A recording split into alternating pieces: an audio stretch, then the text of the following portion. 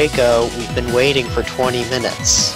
I wouldn't say that. She's just so cute under that box. EA could actually launch a game that doesn't suck. You know what this game needs? Holy Ponies. Just like everybody. Anybody else notice that the protagonist looks a lot like Egoraptor? This week is going to be as awesome as Duke Nukem Forever.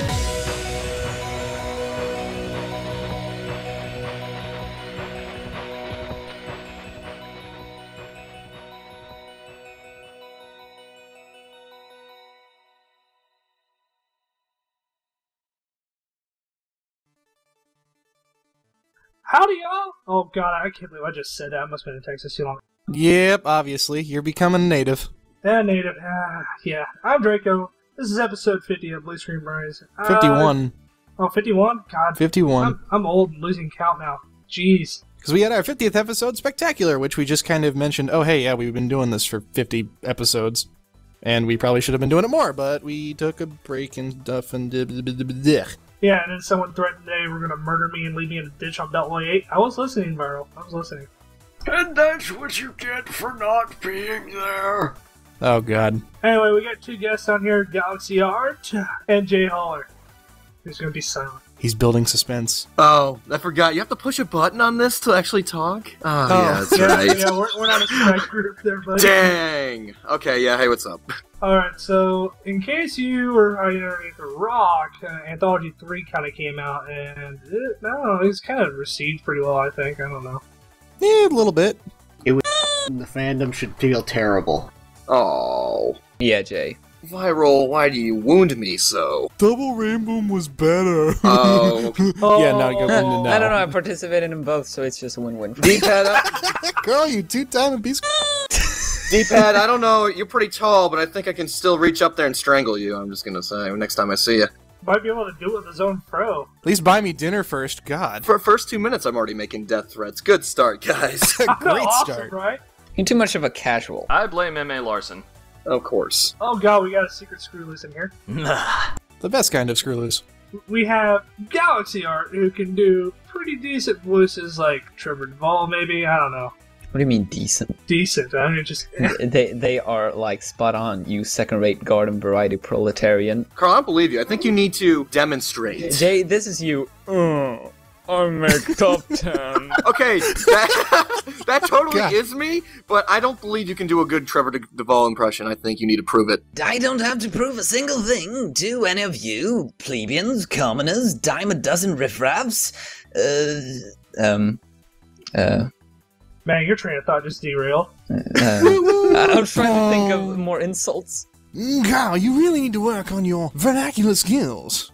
I know. I mean, for God's sake, you got Trevor Duvall to give you that whole spiel back at that convention. I mean, God, you're throwing your talents away. How to talk like Trevor Duvall, add a D to whatever word you say. I know I shouldn't, but I do it. I think you're full of Oh, you... Yay. Alrighty then. Anthology 3 had a lot of different references in it. If you don't know what Anthology series is, then seriously, get out. Just close the window and leave now, because like you're just wasting my time. You're guiding our viewers away. Don't do that. They like negative reinforcement. You're guiding them towards my project, so it's okay. Go, please. Ew. Line forms to the left, folks. Anyway, it seems like this one was majorly gaming themed just because of the intro that Jhaller put together, and then Galaxyart and Mystery Ben put together the secondary intro, I guess you can call it. No, mine is the secondary intro. Theirs was the main intro because they did the huge amount of work. Mine was done in like a night. I was gonna say, I think you might have that backwards. I love your intro, Jhaller. Your main intro. Question is, when is Reggie going to come knock down Galaxyart's door, and then come to your door will be Gaben? This entire anthology was just a big, cry to Gaben and say, please notice a senpai, pretty much. Yes. Well, you had a whole bunch of Half-Life references. Mm-hmm. Whole bunch. You had the Half-Life, was it Half-Life 2? where you actually get your HUD. There was actually a reason we did that whole deal with Half-Life. It was because we needed like a theme for the third one, and there was a big question about when's Anthology 3 coming out. They're not telling us because we were, we didn't want there to be as much pressure on the people making it. The joke just kind of became like, oh, Anthology 3 is pretty much like Half-Life 3. We're just never gonna tell you when it's out. And then it just basically, once that kind of identity was established, we just started to make more Half-Life stuff. Yeah, which was phenomenal, by the way. Full life consequences. Mm-hmm. Hilarious. That was fantastic. Thank you very much. Speaking of which, whose OC was that? Because it was awesome. I can tell you, to be honest. I have no idea if that's actually someone's OC, if that was, because 2 people worked on that, and I don't know if that's one of their OCs, or if that's just, they just threw something really terrible in OC, really awesome in OC Creator. I don't know, but it had to be like, yeah, I think in the spirit of full life consequences, or that, in the original, it's just some random guy, random NPC character, so it's like, well, we had to, I don't know, he's had a goofy face, so we're gonna make our OC kind of goofy. I think that's what they were thinking. I had a question. How long did it take that person to animate the Dragon's Lair? Oh, that Dragon's Lair, actually, that was a great throwback. Matt does fairly quickly. He's actually a traditional 2D animator by trade, and so he did it, I want to say, in a couple weeks for that short clip. Dear God. Matt's frame-by-frame skills are amazing. Mm-hmm. Yeah. No kidding. I mean, not everybody can be a puppet artist. Huh? Hey, I just recently released a frame-by-frame animation. Thank you very much. Yeah, you did. Oh, yeah, that's right. You had your V-novel intro thing. My little anime thing. Yep, that's the thing. Yeah, my little anime. Go watch it, guys, and subscribe to me, and follow me on Twitter. Links down below. All aboard the plug train. Whoop, whoop.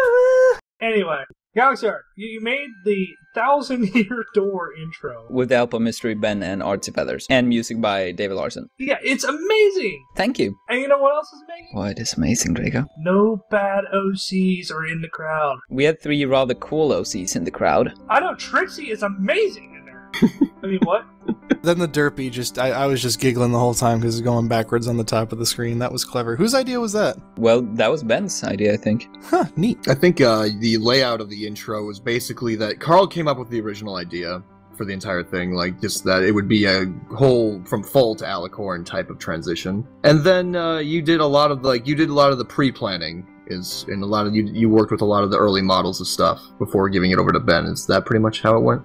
Well, I animated the first section of it, and basically the second half is just basically all Ben, and middle part probably as well. He worked on a lot of the scenes that I already made. That's how I would describe it. Yeah, Ben definitely has some cool stuff too. Oh, Ben is amazing. I really love the Rhythm Heaven stuff he does. Rhythm is Magic? Yeah, that's it. Oh, that's a phenomenal video. It makes me wonder if he's ever going to release that Rhythm Heaven thing he was going to make for us, but never ended up in the final video. Because that's pretty interesting. Spoilers, there might be something, I don't know. Spoiler alert. Anyway, you have a ton of video game references, of which some are older than a lot of the people watching the video. Mm-hmm. Congratulations, you figured out we're all old men working on this video. I knew it! But there were also some new stuff, like, I don't know, Mabel singing karaoke. That was Mystery Ben as well. Oh, that was great. It was hilarious. As much as we, do a lot of older references that we're sure a lot of the younger crowd does not get or understand or appreciate as much as we do. ABBA.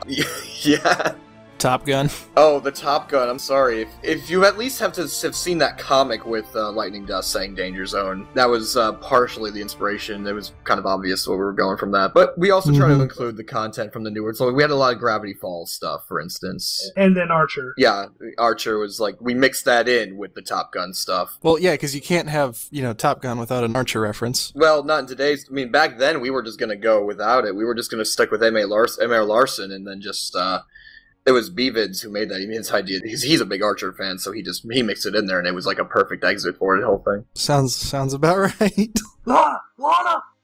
Danger Zone! But I say we try to appeal to a wide variety of people with what we do with our anthology stuff. So we understand that not everyone's going to get everything, and if you do, then you're some kind of pop culture master or something. But we try to at least, even if you don't understand it, make it entertaining to watch or funny to watch. So that's kind of what we go for. I definitely say you succeeded with that.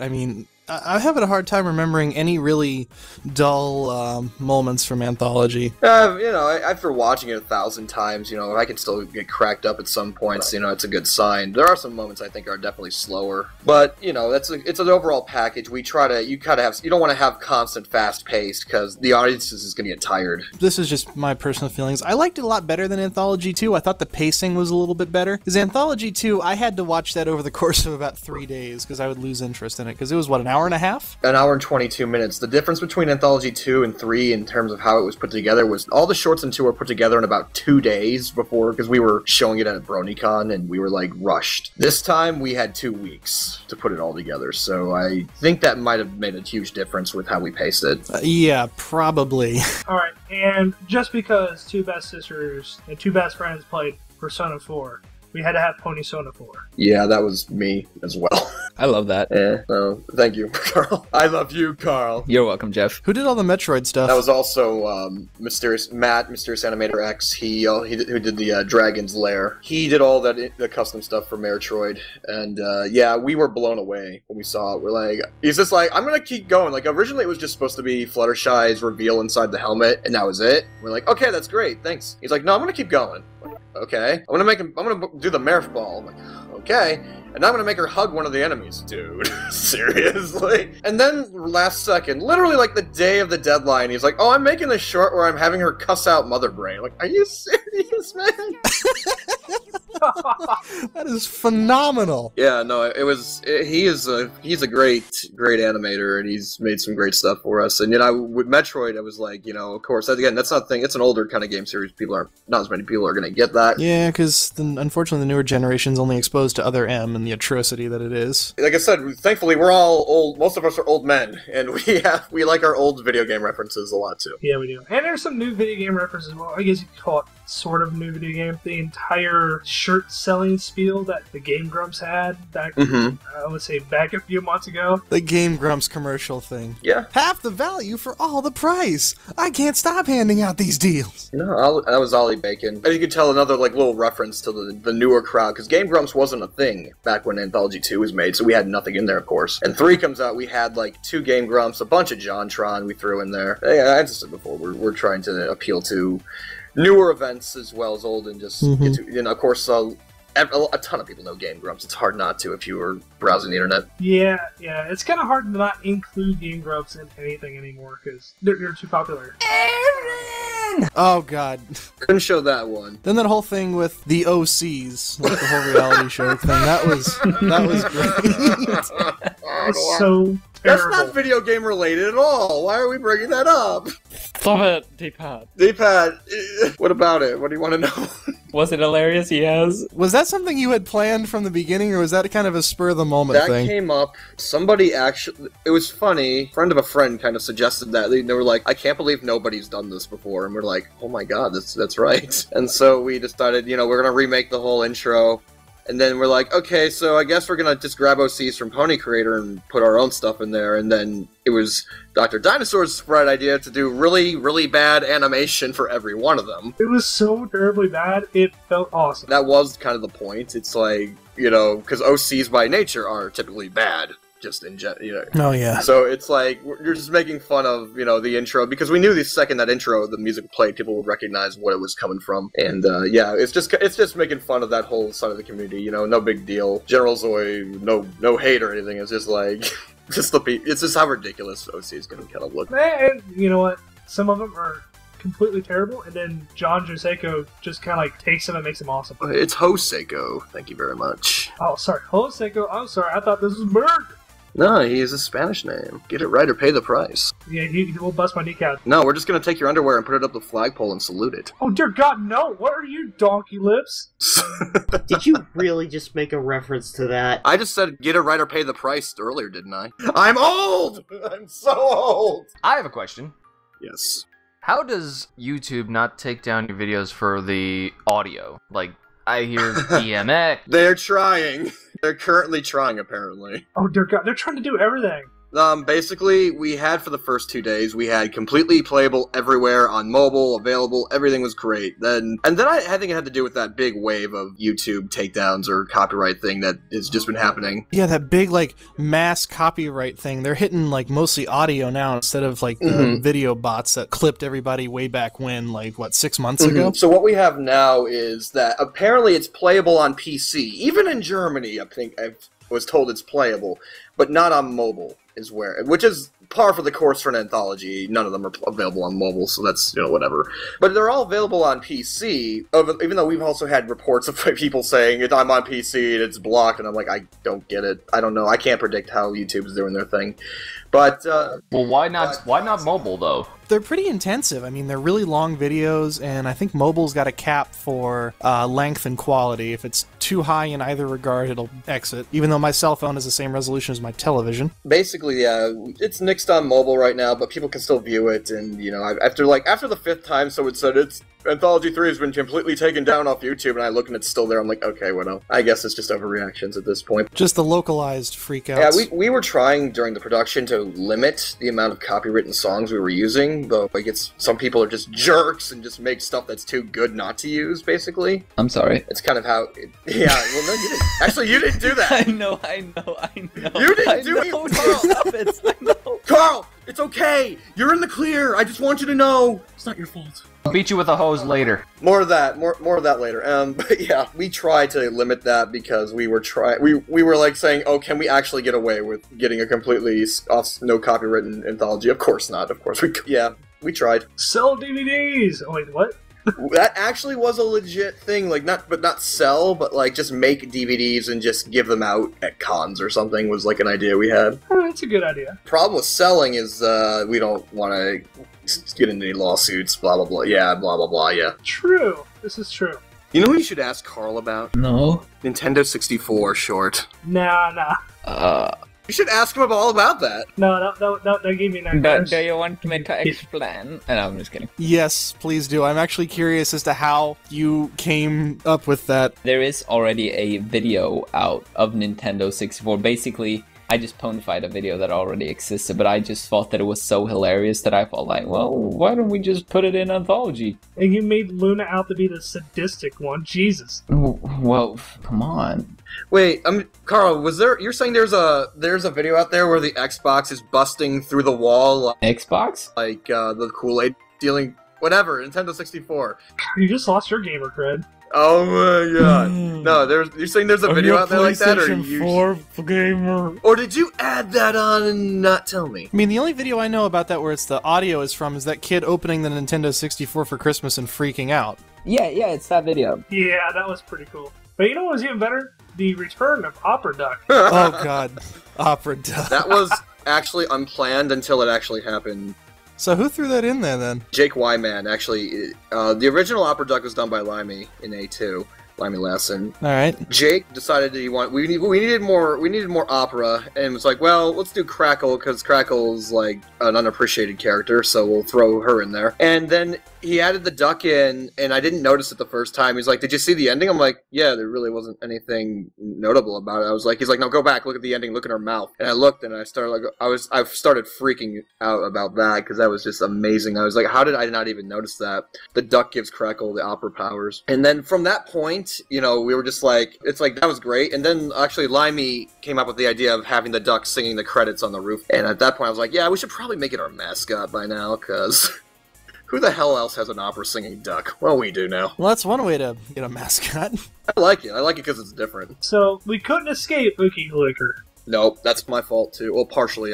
I did half of that. The other half is done by Limey. Limey made the first screen. He was like, "Hey, I made this." So I was like, "Oh, that's cool." And then he said, like, "Oh, someone else can make the second half of it." And he gave me just a general description of what would happen. And I said, "Okay, I'll make it." So I had to take one of Applejack's legs off to make that, and then replace it with another leg. The leg that's going insanely, fast, clicking the computer mouse. It's just Applejack, who cares? Your Cookie Clicker one reminds me of what you did for number 2 with Fist of North Star. Oh god. Oh god, yeah. Anything with twitching, really quick twitch and manipulating the animation just back and forth to make it look like that. Yeah, and then we have to talk about the Terminator version of the Xbox One. Well, that was an unintended Terminator thing, but yeah, that's kind of what happened anyways. I wasn't thinking Terminator, but I was just thinking the light is red. So when you look back, like you're looking through the Kinect's view, it's supposed to be red, and I didn't even think of Terminator. And then the more I think about it, I'm like, oh, I totally made that term. Then once we realized that, it was like we put the words termination sequence in the text. That kind of sealed the deal too. And yeah, I mean, at the time I made that, I explained this, like, this was when Xbox or Microsoft was getting just slammed with all the bad PR about everything. During E3, I think? Yeah, it was post E3 when, what's his name? That one Microsoft employee went on, Twitter talking about how, I'm surprised that everybody doesn't just have wireless connectivity now. Oh, yeah, you're not really living if you don't have high-speed internet. I'm like, oh, really? Yeah, so I was making this. This was kind of as a result of all that bad PR. I was like, wow, PS4 just sounds like it's a lot better. And there was always kind of the joke that the Kinect is, watching you as you're playing. Like, it's beaming all that information to, like, a government agency or something. It's like, that was just kind of the joke. So I decided to just kind of combine the two things and make a big PS4 advertisement, essentially. And, of course, it can't be any sort of video game nostalgia without freaking cats. Yeah, Ozone made that. That was like Ozone's very first short. Omega Ozone. He did a ton of other great stuff. But this was the first thing he made that kind of blew us away. That was like, I think, our big first landmark short. Like, when he made that, we're like, okay, we're finally actually doing this, guys. We're actually going to make some really cool content now. Yeah, speaking of visually different, the one, I don't know if it's right after, but it's close enough to it. The freaking Sonic. Sonic! We parodied our own parody. Yeah, the Sonic thing was fantastic. I was lobbying to get the second half of that taken out. Like, I was just like, people are going to be mad at us. They're going to be pissed off at us. It's blurring so loud. Well, then I made it up with we made it up with D&D afterwards. That was kind of the plan for that. But we'll talk about that later. But yeah, the Sonic thing was like, that's Dr. Dinosaur being Dr. Dinosaur, and you don't know him. Basically, Todd is what his name is. He is kind of insane in the best possible way. He has all these ideas that are just really out there, but that's kind of really why I like him, because he thinks of things I would never, ever think of. When he actually does think of these things and he shares them, like, oh my god, that's really genius. And at the same time, also terrifying. Because he's also the one who, like, killed Rarity in the grand display. Or the one who, during the Equestria Girls thing, had the mouth come out of Twilight's mouth. The hand come out of her mouth and grip Fluttershy's face. Oh god! Like, he does all these really, like, awesome, these are, like, terrible things he's doing, but at the same time, I'm like, I can't say no to this. This is fine.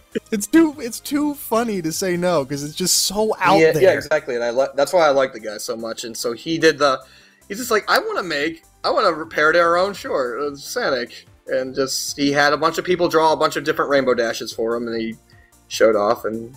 Terrible one?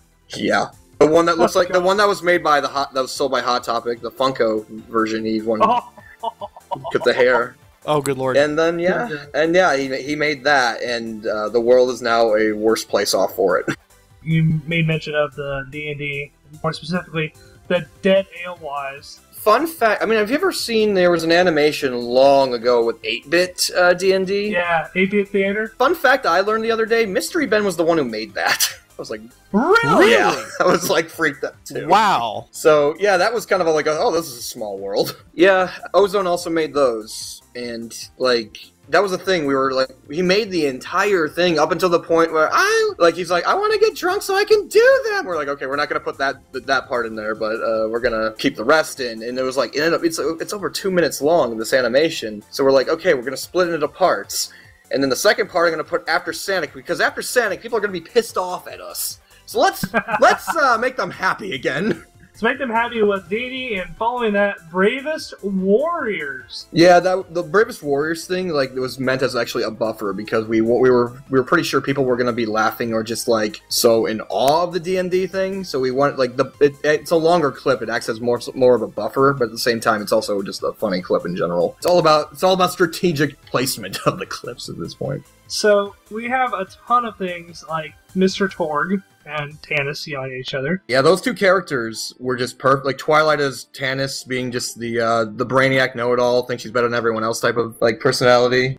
Okay, so I gotta ask, because I've been privy to this song forever. Who got Monty's song of Diamonds Are Forever? That me. We got that off of the Mumble, actually. That one time, like, she sang that, and I actually had to have her redo it because her original recording had some really big audio glitches in it, so she actually did some re-recording work for me. And that was kind of just a bunch of people from the Mumble saying, you need to make this into a short. I was like, yeah, I'll just make something. I actually was working on this at Fiesta Equestria in Viral and Soxy's apartment while I was there. Oh yeah, drinking their fireball, by the Actually, way. that was his that he left Yeah, over. that was my fireball I left for you guys because I was like, I can't take this in the plane. I don't have anything to cover it up with. So here, guys, have a gift. And then so enjoy that. It's still here. You should be drinking that. You know, mix it with Dr. Jay, Pepper. I got a question for you. Yo. Who was behind resurrecting that ancient StarCraft joke? B-Vids. That was B-Vids and Wildcard together. I don't know where he found that. We needed a Sombra clip anyways. We didn't really do much with him at all. There's not much to do with him. There's not a lot of footage to use. But we thought it made sense. Like crystals and pylons, they're all similar enough. And then Wildcard voiced both Matt Horner and James Rayner. And then you got that TF2 map where everybody's trying to kill the pony, and you got Jesse, and who was Octavia? Eileen. They do their duo together, it's like, I don't know, the idea for that was just, he wanted to make a TF2 animation, actually that's an animator who's kind of an unknown, his name's Iron Solari, or Solari, he kind of just changes back and forth, but yeah, he wanted to make just a TF2 animation, he's like, I need a Vinyl Scratch voice actor. Who does Final Scratch? I'm like, there's only really one Final Scratch voice actor in the fandom that's you probably want. And so, yeah, we got a hold of Jesse and Eileen and got them together, and, thankfully they worked with us. That was really good, really nice of them to do for us. Oh, and then how about that Shining reference that you threw in there? The very last thing? The very last thing. That's the thing causing most of our copyright problems right now. Really? The song, the music, yeah, that's what it is. When I first saw that, you going into that scene, I'm like, wait, are they going to take that Twicane thing from that Here's Johnny scene? And... No. That was because, for Anthology 2, we did 2001 Space Odyssey, which is Stanley Kubrick. And people were just like, I don't like it 2001, it's too long and too boring, too slow. Like, okay. So we're just like, well, we're not going to do that again. But screw you guys, we're going to get another Stanley Kubrick reference, although we already did that with Dr. Strangelove. So yeah, we decided to throw the Shining in there at the very last. Like, okay, we're not going to get out of this without a Kubrick reference, and that was it, basically. Oh, Viral Inferno Spike. What the hell was that? Have any of you seen the anime Inferno Cop? No, I don't know if I want to. So that's Dr. Dinosaur, who is a big anime guy, and there's this anime called Inferno, because like these really mini episodes. Each episode's like literally 3-4 minutes long, except for the last one, which is like 12 minutes long due to the long credits. What you basically did was just recreate the first episode of Inferno Cop with Spike instead of the cop. And so basically everything, like the flames coming out of his neck, the car, like all the style is exactly almost pretty much the same. And he just recreated the entire first episode of it. And that was really meant as our halfway point. Like, last Anthology 2, we had the commercial section. That was like the halfway point. And this was meant as that, basically. Right, and why was it in Russian? Yeah, so we took a Japanese cartoon, we remade it, and then we voiced it over in Russian. Kind of just a weird thing. But we have a friend, George, who, he lives in Canada too, but he's from Russia. He speaks Russian. So we're like, okay, we don't know anyone Japanese who can voice this over, so Russian will sound just good enough. And George is actually good enough with his voice, he can make it sound like different characters. Because he voiced everything. He did Applejack. I know. He did everything. So great. And it's like, well, Russian's still like people will still, not know it. Most people won't know what's being said, except unless you speak Russian or understand it. Or you draft. Yeah. And, by the way, all the Russian, there's parts of it, there's some colorful language that we use in the subtitles there. Like, like the F word and whatever, but it's blurred out in the text, but in the voice it's not blurred out at all. So we do get a couple of in there, to be honest. That was the whole inspiration, just remaking the entire episode of Inferno Cop. We're using Russian as the way to drive the language forward, and that was it. To be honest with you, I thought it was like from comic books. No. I thought it was from the comic books. I was like, man, this is like so much comic. Like, it's like, but then again, I started looking at it. That is the original style of the anime, though. Like, that is how they do it. It's completely accurate to the style. There is actually one reference I want to wrap it up with here is one that most people probably will not get unless you are extremely old. Like, me and Don't say it. Mighty Mouse. Yeah, that's actually that was an Andy Kaufman reference, really. Yeah, I mean, it's Mighty Mouse. I was hoping to hear some Danger Mouse, to be honest with you. Oh, I mean, no. Do you know about the Andy Kaufman thing though? No, I didn't. So that whole skit is based off a Saturday Night Live thing that Andy Kaufman did. If you're aware of Andy Kaufman, he was a comedian way back in the day, in the 70s, I think. And he gets up on SNL to perform. He just has the record player, and he just starts playing Mighty Mouse. And while the record's going, it's playing, he's just standing there, looking at the crowd like, eh. And while the song is going on. And the only time he actually does anything is during the part where he says, "Here I come to save the day," and he gets really dramatic, puts his hands up, and like, "Here I come." He just makes a big grand display out of that one line, and then after that line's over, he just goes back to standing there like, whatever. And that's the whole reference. Go look it up if you haven't seen it. But it's also one of those comedic genius type of things. Uncultured swine. It was just the same deal that Pinky is just standing there looking really awkward for most of it until the one line comes up, and then of course the babies are just like, how a lot of the crowd was reacting like, "I don't get it, what are you..." Oh, actually, no, even though the crowd in the SNL thing actually laughed a lot for it. A lot of them did like it, but yeah, like, we figured that the babies are also kind of representing our audience of the people who didn't get the joke.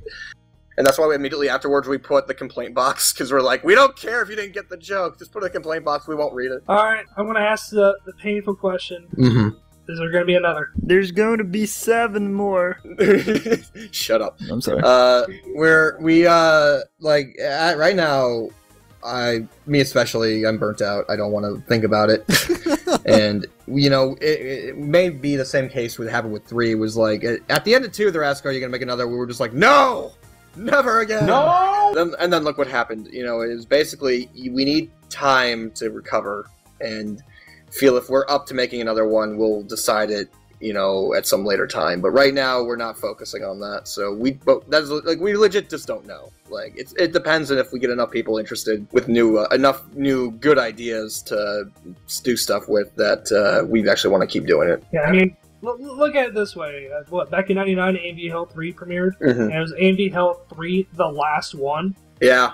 It totally wasn't. Would you, if you personally were too burnt out to make new material for it, would you hand the reins off to somebody that you would approve? Are you talking about just letting someone else coordinate it? Yes. Oh god, no! During the entire time, I was like, "Yeah, I'm doing this. I'm not doing another one." I was saying that like the entire time, like going up to like, "Yeah, I'm not going to coordinate another one of these. This is, it's just a lot of stress." Painful, isn't it? No, what I told them was, if we ever make another one and I'm invited into it, I'll be glad to create stuff for it, but I just don't want to run it, basically. Okay, so in the credits there is Bronies as OC quality checker. Yeah, I mean, how drunk was he?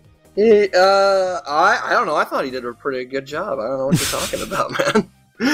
I mean, he let all those well-drawn OCs get through. I mean, seriously. I think that's the joke. The joke is just he's really bad at his job. Even Josh Dean he tweeted me about that particular title for him. He's like, "I'm sorry, but you need to really rethink this." So I was like, "Yeah, the offending party has been fired." I mean, it's one thing to let good OCs in, but it's another thing to not have enough bad OCs. Jay, your OC's not terrible. Why was it in there? We're all just very egotistical and just wanted to self-insert ourselves into the video. That's the most obvious conclusion anybody from a glance can get from that. It's your project. I mean, yeah, you're going to want to put yourself in there, but I mean... That wasn't exactly my plan, to be honest, but we're just like, I'm going to just throw, who wants to be in it? Sure. And of course, your OC's drunk. Well, yeah, chugging Everclear, which don't ever do at home, kids. Never. Not that you'll be able to, because that thing, you can smell it from across the room anyway. Anyway, okay, Galaxyart. What do you see yourself doing besides My Little Anime, which is... My Little Anime's coming out soon enough. I mean, I can't put a, release date, because, well, it gets done when it gets done. Really, I mean... It gets done when it gets done. I have no idea, because I'm doing it... If you guys watch Bronies 2012, I actually have a Bronies 2013, which I started some time ago, but I've never finished it, but I'm going to finish it before New Year's. You got like 20 days, man. You got this. Thank you. Oh, wait, do you mean the year or my video? The video was great, except there was extreme lack of Thunderhoof. or lightning hook. Yeah, extreme light and lightning hook. But what do I see myself doing besides my little anime? Yeah, what do you see yourself doing besides My Little Anime? I mean, you know, of course, besides sitting on your piles of money. Oh, you have no idea. Like, I can almost go buy an ice cream. Dude, the day I can go buy an ice cream, that day I'll just, like, stop, because that's the top. Dude, I saved for 2 weeks for 1/2 of a Twinkie. Yeah, I blew all mine on a gumball. Well, I'm basically just gonna, I don't know, illustrate stuff, because I've done a lot more illustration than animation as of recently. I've gone back to making illustrations, so I don't know, I've been doing some freelancing, and I'm gonna keep on doing freelancing. Anyway, so to wrap this up, do you want to plug anything besides PONIES The Anthology 3? Yes, I want to plug our charity for Anthology 3. Well, I want to plug... Okay. No, I lied. It screw is your related. charity. My YouTube page is... I'm kidding.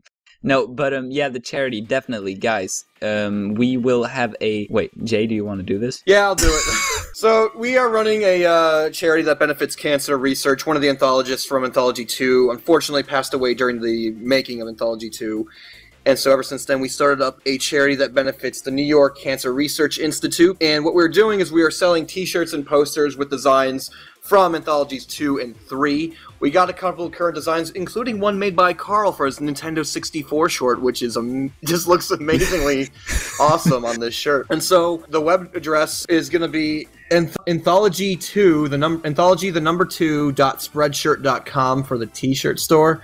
And the poster store is at anthology2.com/store. So anthology2.com/store for posters, which also does lead to the t-shirts shop from there too, but the shirt is also anthology2.spreadshirt.com. So it's two separate websites, but either way, all the proceeds go to New York Cancer Research Institute. And yeah, we're going to be adding new designs. Like I say, we're going to be continuing to add new designs to both of these as we go along here. Yeah, that is awesome. Speaking of charities, yes, we have a charity live stream going on 9 p.m. Eastern, December 20th until Sunday, 9 p.m. It's going to be a very, very, very long 48 hours. We have guests like, I don't know, Anelli Heed, and also we're going to have Laura Shigihara back on. We're going to have a lot of different people like Chris Kerberfer Niosi and his team from Tome.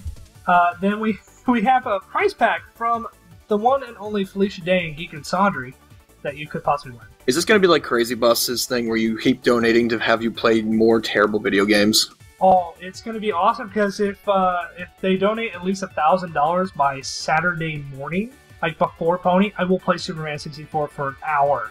Join us for 48 hours of fun games and me looking like an idiot on live TV, because that's what the kids want, and we want to do it for the kids because this charity is going to be Child's Play, which is the charity for gamers. I mean, Gabe and Tycho kind of started it way back when. So at what point are you going to get in your Spike costume? It's the only point I want to start watching right there. $100. $100. Oh god. There you go, folks. A costume or just a I think hoodie? Jay might just front that right now. Nah. I gotta have proof that this hoodie is in your possession and can be put on at any time. I've actually sent pictures of it, like on Twitter. Oh god. That's great. So charities left and right here. PONIES The Anthology got a good charity going on for cancer research. And we have Child's Play charity stream going on next week. Go donate to both if you can. If you can't, I'm sorely disappointed in you if you can't donate to mine. I will stare sternly at you from across the internet. Yeah, so if you want a full guest list of who's going to be there, you need to stay tuned because we're going to release that after our show Sunday night on our Tumblr. Because we got a large list of guests that are going to be there. And some, they may just pop in. Never know. Anyway, guys, I think Screw Loose can end this one just right. Mwah! Good night, every pony.